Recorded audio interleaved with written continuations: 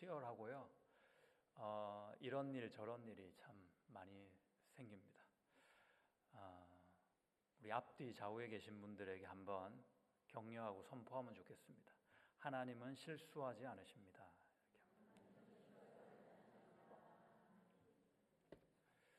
예, 사실입니다. 실수하지 않으시는 하나님이 우리 하나님이신 줄 믿습니다. 예, 세상은 내 안에서만 의미가 있다. 온 세상이 내 안에서만 세상다워진다. 이는 실존주의 철학자 샤르트르의 사상입니다. 그런 말이죠. 오늘 내가 죽는다고 하면 내일 뜨는 태양이 아무런 의미가 없어요. 내가 죽고 없는데 그 태양이 무슨 소용이냐 하는 뜻일 겁니다. 이런 철학이 있기 때문에 우리가 인간이 철학을 향해서 가는 것이 아니고, 이런 철학은 사실 이미 있는 인간 본성을 끄집어낸 겁니다. 체계화시켜서 학문으로 잘 정리해가지고 우리에게 설명해 줄 때 우리가 공감하는 거죠. 정말 그래. 일부분 공감하고 학문으로 가치를 평가받게 됩니다. 하지만 이런 가치관으로 우리가 하나님을 신앙해도 괜찮을까? 좀 문제의식을 가지게 됩니다. 나의 하나님이라는 표현이 하나님보다 나를 우선시하는 태도로 이어진다면 우리는 신앙의 본질을 놓치게 되고 말 것입니다. 오늘 여러분이 잘 아는 본문을 같이 읽었습니다. 이야기가 너무 익숙한 분도 계실 것인데요.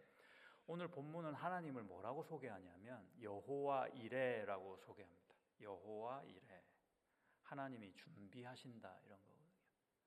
여러분, 우리가 실생활 살아가면서도 하나님이 준비하신다, 여호와 이레, 이해할 만한 계제가 많이 있습니다. 예를 들어서 출근길에 늦었는데 회사에 도착해 보니까 주차할 자리가 전혀 없는 거예요.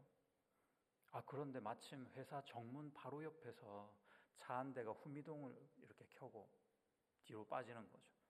그럼 내가 유유히 그 자리를 차고 파킹을 합니다. 그때 여러분 뭐라 그러세요? 여호와 이레. 네, 신앙과 교양이 있는데 신받다 뭐 이럴 수는 없는 거 아닙니까? 그렇죠? 여호와 이레. 많은 사람들이 여호와 이레를 그때그때 우리의 필요를 채워주시는 하나님으로 이해하곤 합니다. 맞는 말입니다. 틀린 건 아니에요. 물론 하나님이 우리의 필요를 채워주십니다. 근데 좀 생뚱맞지만 왜 채워주시나요? 오늘 본문은요, 도리어 우리에게 이런 질문을 던지고 있는 겁니다. 만약 아무리 기도해도 응답이 없고 필요가 채워지지 않아도 여호와 이레야? 이렇게 질문합니다. 도무지 납득되지 않아도 여호와 이레 맞아? 이렇게 질문합니다. 가망이 없어 정말 끝이구나 싶을 때도 하나님은 여전히 당신의 여호와 이레인가? 이 질문을 주고 있습니다. 되게 역설적이죠. 여호와 이레는 단지 주차 자리를 준비해 주시는 하나님이 아니라는 겁니다. 그것보다 훨씬 더 크고 깊고 사실 더 처절한 그런 의미가 있습니다. 오늘 본문을 익숙해서 우리가 그냥 읽어 내려갔지만 사실은 오늘 본문만큼 하나님께 대하여 왜 그러시지? 왜 이래야만 되지? 왜 이렇게 될까? 라고 질문하는 그런 말씀도 되게 드문 겁니다. 계속 질문이 나온다는 거죠.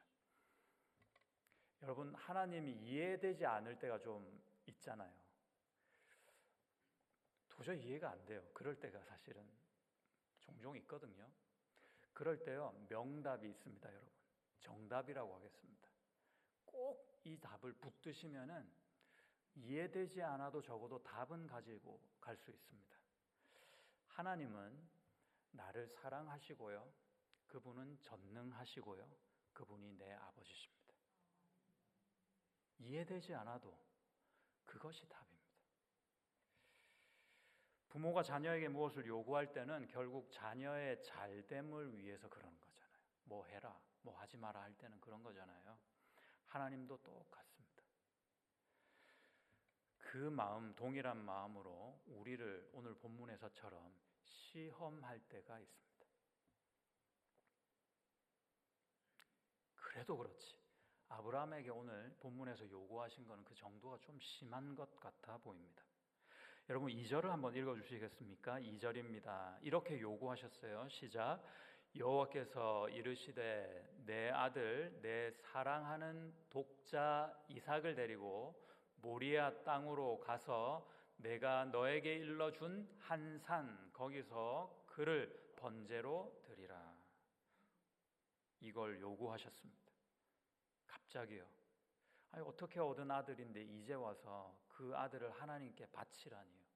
그것도 번제로 각을 내가지고 반을 갈라서 태워 바치라는 겁니다. 아브라함이 살던 당시에 가나안 풍토가 이랬어요. 그들 가나안 족속이 따르고 있는 신들에게 제사를 할 때 인신 제사를 실제로 많이 드렸었습니다. 혹시 아브라함은 여호와 하나님도 그런 하나님이겠구나 싶었을 수도 있었을 겁니다. 아브라함이 탁월한 부분이 있어요. 그럼에도 불구하고 성경은 적어도 아브라함이 무슨 대꾸를 했다거나 어떤 불순종한 그런 모습을 보이지 않고 오히려 아침 일찍이 일어났다 그럽니다.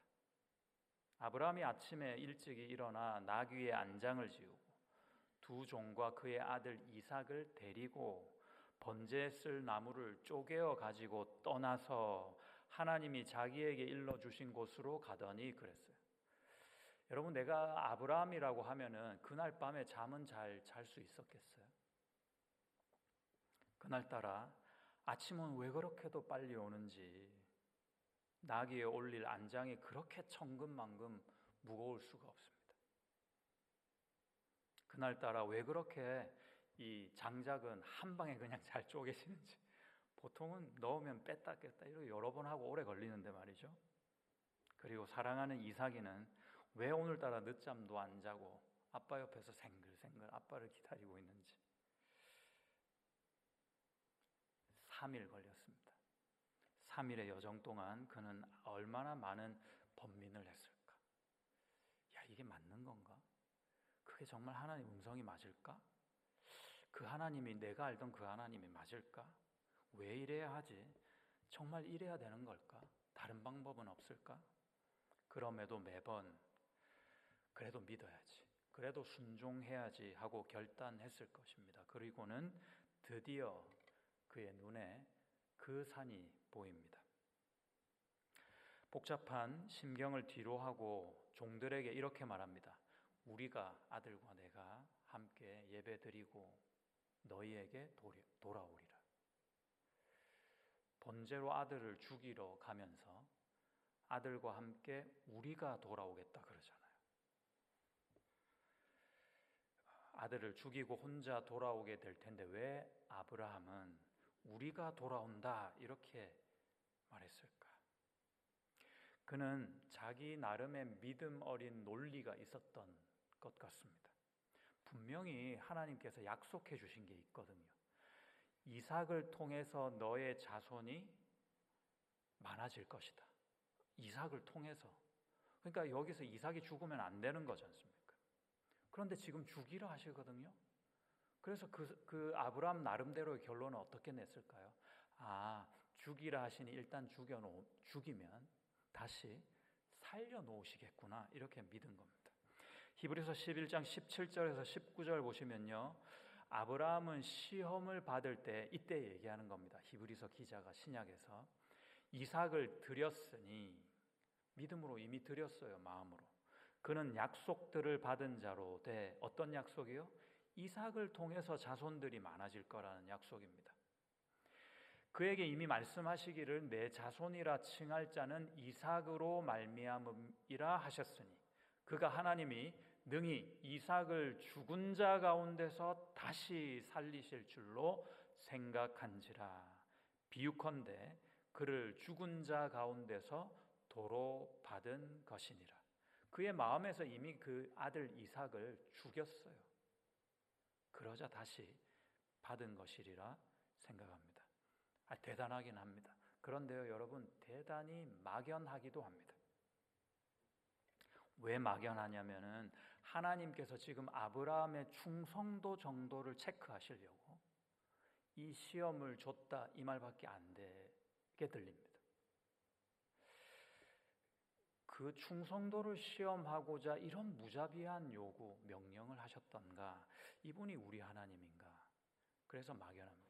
그런데 아브라함은 그 막연한 믿음과 순종을 가지고 지금 따라갔던 거죠. 구체적이지 못합니다. 실체가 없어요, 사실은. 근데 여기에 비밀이 있거든요. 그때 비록 아브라함 본인은 몰랐어요. 이게 무슨 의미인지 도저히 모르고 있었어요. 그런데 그의 믿음은 십자가 복음을 미리 본 예언적인 믿음이었습니다. 그래서 성경이 탁월한 겁니다. 그래서 성경이 영적이다 할 수 있는 것입니다. 아브라함이 어떻게 십자가를 봤어요? 6절 보십시오, 여러분. 6절입니다. 여러분 같이 한번 읽을까요? 6절 시작.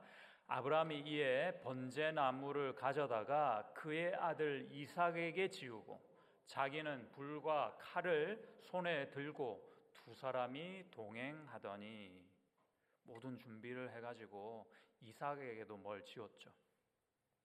나무 장작을 지고 가는 무고한 아들 이삭을 상상해 보면 누가 떠오르세요? 예수님이 떠오르시죠. 나무 십자가를 지고 가는 예수님입니다. 이 모리아산은 예수님께서 십자가를 지신 갈보리산과 지리적으로 신학적으로 연계하고 있습니다. 하나님은 이 믿음의 행위를 통해서 장차 오실 예수 그리스도에 속죄하시는 그 은혜를 계시해 주고 계신 겁니다. 그냥 아브라함 너 얼마나 나에게 충성하는지 한번 보겠다 이러신 게 아니라요. 아브라함은 잘 모르고 한 그 순종의 모습을 통해서 그 순간에 하나님은 영적인 계시를 주고 계시다는 거죠. 십자가 예수께서 너의 후손으로 올 것이지만은 너를 구원할 메시아로 오시고 너의 그 모든 죄를 사하시고 대신 죽을 것이다 하는 계시였습니다. 아브라함은 깨닫지 못한 채 이 복음을 보여주는 메신저가 되고 있었던 것입니다. 자기는 몰랐어요. 이런 사실을 아는지 모르는지 아들 이삭은 아비의 가슴을 후벼 파는 듯한 질문을 합니다. 아빠, 왜 그래 아들아? 불과 나무는 있는데 번제할 어린 양은 어디 있어요? 그렇게 물어요. 아브라함이 속이 얼마나 찔렸겠습니까? 응 아들아, 하나님이 준비하실 거야. 지체하지 않고 이내 이를 꽉 깨문 채 아버지는 순식간에 이삭을 결박하고 제단 위에 올려놓은 다음 칼을 빼듭니다. 그리고 팔을 치켜들죠. 이때 한 가지 유념할 것이 있습니다. 이때 이삭을 아이라고 했는데 이 아이가 우리가 생각하는 아이가 사실 아닙니다. 히브리어 원문을 보니까요, 나르 그랬거든요. 그 이삭 또래를 나르라고 표현했거든요. 그런데 이는 청소년과 청년을 의미합니다. 만약에 조금 더 연령이 낮았다면 옐레드 그래야 됐었거든요. 근데 나르 그랬다고요. 그러니까 청년 고즘 열 몇 살쯤 되는, 장작도 이고 뭐 산을 오를 정도니까 힘이 꽤 있었더랬습니다. 100살이 훨씬 지난 아버지쯤은 힘으로 하자면 간단히 제압할 수 있는 그런 나이, 그런 이삭이었습니다. 무슨 말입니까? 이삭이요, 자발적으로 순종한 겁니다. 누구에게 순종했어요? 아버지에게 순종했죠. 이유와 영문은 모르지만 아버지가 이러시는 데는 이유가 있을 거다. 그렇게 순종한 겁니다. 이삭의 순종은 아버지 하나님에 대한 예수 그리스도의 순종을 또 상징하고 있습니다. 하나님의 아들 예수께서 십자가에 드려진 것도 예수님의 자발적인 순종이었죠. 아브라함이 막 부르르 떨어요. 그냥 이걸 어떻게 하나, 칼을 들고서는 내리쳐야 되는데 움켜잡은 손을 치켜들더니 내리치려고 하는 그 순간에 누가 아브라함을 불러요? 아브라함아, 아브라함. 급해가지고 하늘에서 누가 불러요? 천사가 부릅니다. 잠깐 스톱한 거예요. 그 소리를 듣고 감은 한쪽 눈을 지그시 뜨며 내심 반가운 마음으로 아브라함이 대답합니다. 네, 저 여기 있어요. 그래요. 이제 알겠어. 내 독자도 네 하나밖에 없는 아들도 아끼지 아니하니 네가 얼마나 하나님을 경외하는 줄 나 이제 알겠다고 그럽니다. 또 마찬가지예요, 여러분. 독자까지 아끼지 아니하였다. 이제는 누가 연상되세요? 예, 아버지 하나님입니다. 아들 예수를 아낌없이 우리에게 바치신 하나님 자신이십니다. 그러니까 오늘 이 이야기를 가만히 또 보니까 복음, 십자가로 똘똘똘 뭉쳐져 있는 영적인 메시지가 있는 겁니다. 이걸 아브라함이 알았다고요? 몰랐다고요? 꿈에도 몰랐어요. 하나님 왜 이러시나 이제 이러고 있었던 겁니다. 아브라함은 그 복음의 메신저요, 그의 영문 모를 삶은 복음이라는 메시지를 담아내는 그릇이었던 겁니다. 우리도 다르지 않다 이런 말씀을 드리고 있습니다. 여러분, 제가 한 가지 질문이 있습니다. 아브라함이 믿음의 조상이잖아요. 그 말이 성경에 있어요? 없어요? 없어요. 믿음의 조상이란 말이 없습니다. 믿는 자의 조상이죠. 뭐가 달라요? 아브라함이 믿음의 조상이라는 것과 믿는 자들의 조상이라는 건 뭐가 달라요? 믿음의 조상은요, 아브라함이 대단해져 있는 겁니다. 그런 믿음을 가진 조상이니까. 그러니까 우리가 아브라함이라는 대단한 믿음의 선진을 바라보고 야, 우리도 그렇게 돼야지. 아브라함이 지켜 세워진 거예요. 믿음의 조상이라 하면. 믿는 자들의 조상은 무슨 의미일까요? 믿음이 대단해지는 겁니다. 아브라함이 사실은 아무것도 없었는데 아브라함이 자기 행위나 다른 것을 보면 도저히 은혜 받을 수가 없었는데 믿음으로 구원받은 것을 볼 때 하나님이 아브라함에게 약속 주셨거든요. 그 약속이 우리에게도 그대로 내려온 거예요. 그래서 그분이 믿음이라는 그 은혜라는 법칙의 선구자로서 우리의 조상이 된 겁니다. 영적으로. 그래서 아브라함은 믿음의 조상이 아닙니다. 믿는 자들의 조상이 되어야 마땅합니다.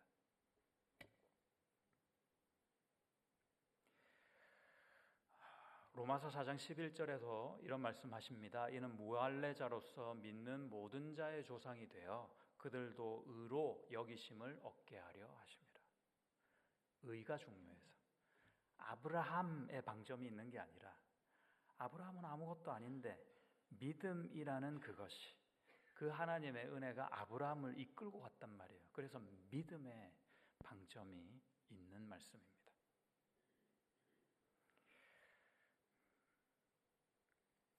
그러니까 오늘 이 본문 말씀은요, 야, 이거 봐, 어떻게 아들까지 죽일 작정을 하고 하나님을 섬기는, 야, 이 믿음 대단하지 않아? 대단하죠. 인정합니다. 하지만 거기에 주제가 있지 않아요. 아브라함이 지금 겪는 마지막 시험입니다, 여러분. 이 뒤에는 아브라함이 시험이 없어요. 그냥 잘 먹고 잘 살아요. 별로 기록도 안 나옵니다. 그런데 여러분 아시다시피 아브라함이 얼마나 많이 인생 가운데 좌충우돌하고 하나님께 이 소위 믿음을 배웠더랬습니까? 여기까지 오게 하신 것은 누구 덕이에요? 하나님 덕입니다. 아브라함이 대단해서라기보다 하나님께서 이 믿음까지 아브라함을 인도해 주신 것입니다. 그 하나님, 신실하신 하나님을 지금 찬양하고 있는 본문인 겁니다. 주제 아닌 것 같은데 주제적으로 주제같이 뒤에 한 구절 중요한 대목이 있는데 보시겠습니까? 13절에서요. 난데없이 양 한 마리가 등장합니다.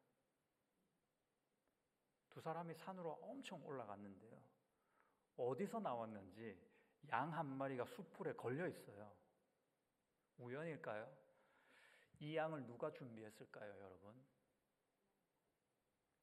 하나님이 하셨습니다. 이쪽에서요, 아브라함과 이삭이 그 산으로 열심히 올라가고 있을 때 저쪽 산에서는 이 둘 몰래 나중에 이들이 필요하게 될 절대절명의 양 한 마리를 꾸역꾸역 데리고 거기까지 올라가신 분이 하나님이십니다. 이삭 대신 죽을 그 양, 그리고 이삭을 살릴 수 있는 유일한 제물, 바로 어린 양 예수 그리스도십니다. 이삭이 이걸 알았을까요? 몰랐을까요? 몰랐습니다. 알 턱이 없었습니다. 그런데 그 역할을 한 거예요. 아버지가 왜 이러실까? 잘 모르지만 그냥 믿고 따랐던 거죠.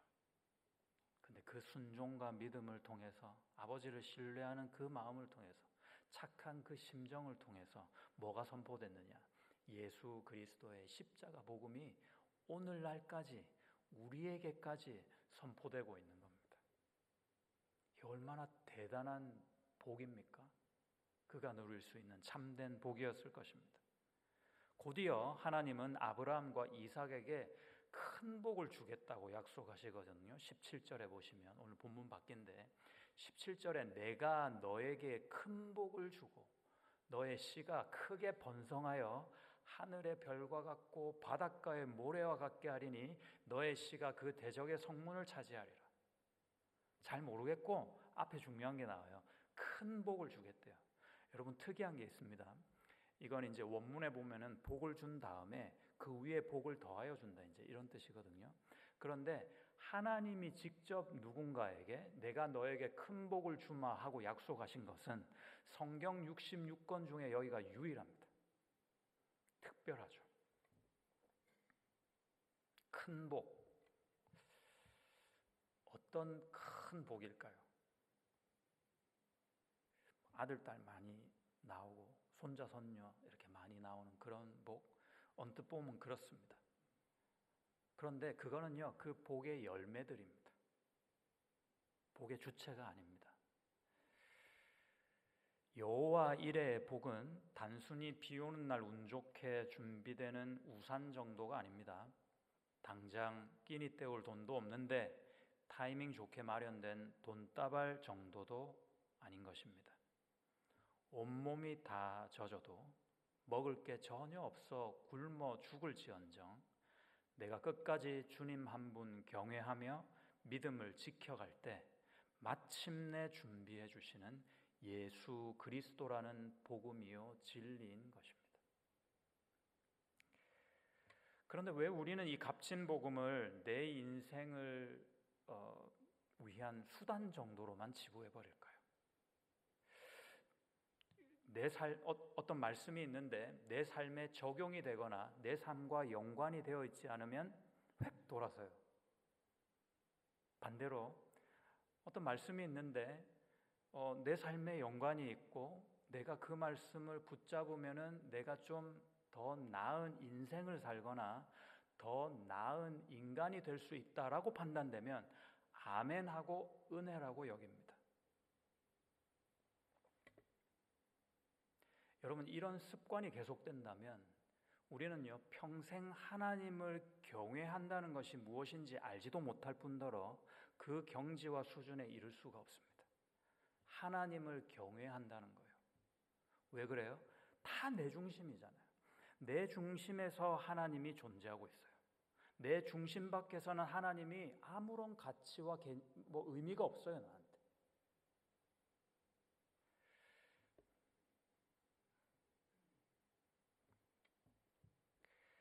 진리가 나에게 맞춰져야 하는 것이 아니라 내가 그 진리에 맞춰져야 맞는 겁니다. 그래야 내가 믿는다 할 수 있는 겁니다. 그래서 하나님은 아브라함에 이렇게 일침을 가하시는 듯 보입니다. 너는 나를 인신제사나 요구하는 그런 가나안의 잡신들 중 하나로 알았느냐? 나는 너를 위해 내 아들도 아끼지 않은 여호와 이레 너의 하나님이다.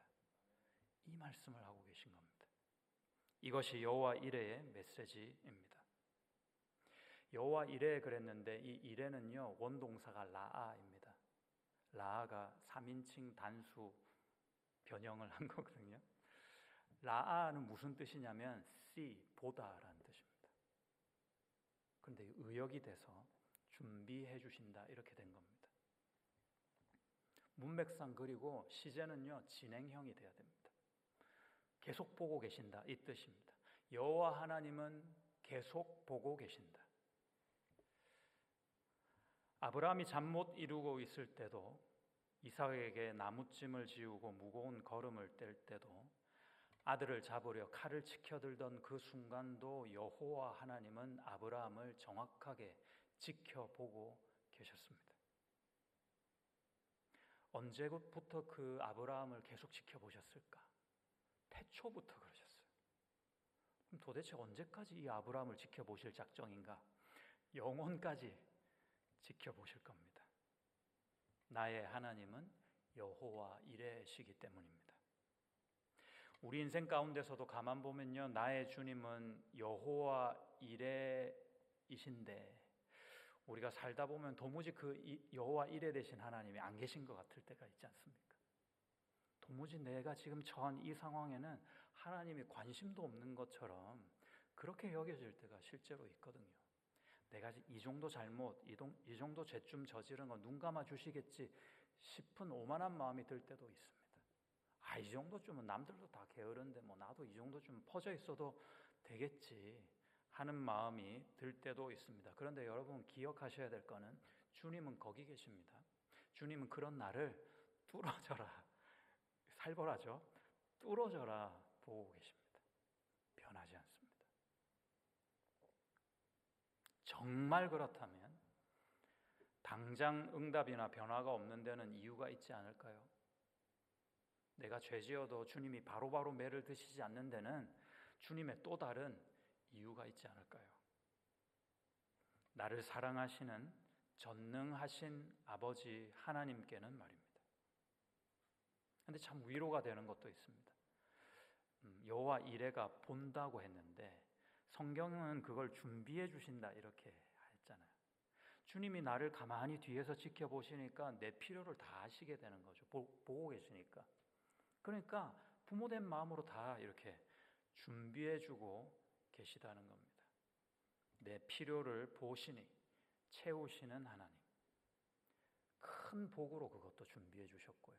근데 사실 그 큰 복을 우리에게 주셨습니다. 우리 이미 받았어요. 그 큰 복을. 성경에 딱 한 번밖에 안 나온 그 약속된 복을 우리는요 이미 받았어요. 그 복이 뭐라고요? 예수님입니다.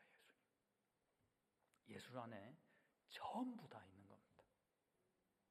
여러분은 어떠십니까? 예수님을 큰 복으로 받으셨습니까? 아멘 소리가 작다. 예수님을 큰 복으로 받으셨어요? 아멘입니다. 그러면요 여러분 그 예수를 좀 붙드십시오.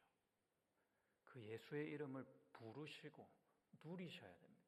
저기 한쪽 귀퉁이에 뒀다가 필요할 때만 꺼내보지 마시고 항상 옆에 두고 이 예수 안에서 모든 걸 하시라는 겁니다. 그거 하라고 큰 복으로 예수를 주셨다는 겁니다.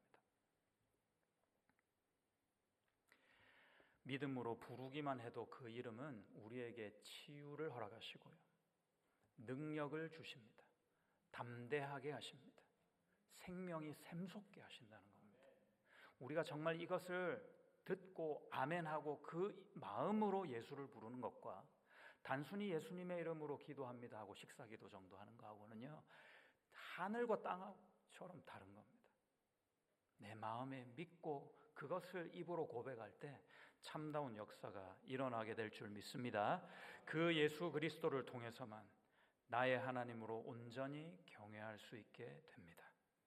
그러면 하나님이 이제야 네가 나를 경외하는 줄 알았다. 우리도 아브라함처럼 인정해 주십니다.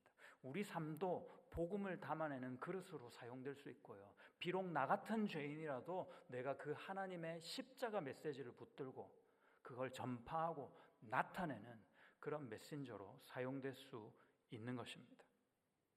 여러분 모두가 여호와 이레의 은혜가 있음을 깨닫고 늘 누려가시기를 그 예수님의 이름으로 축복합니다. 기도하겠습니다.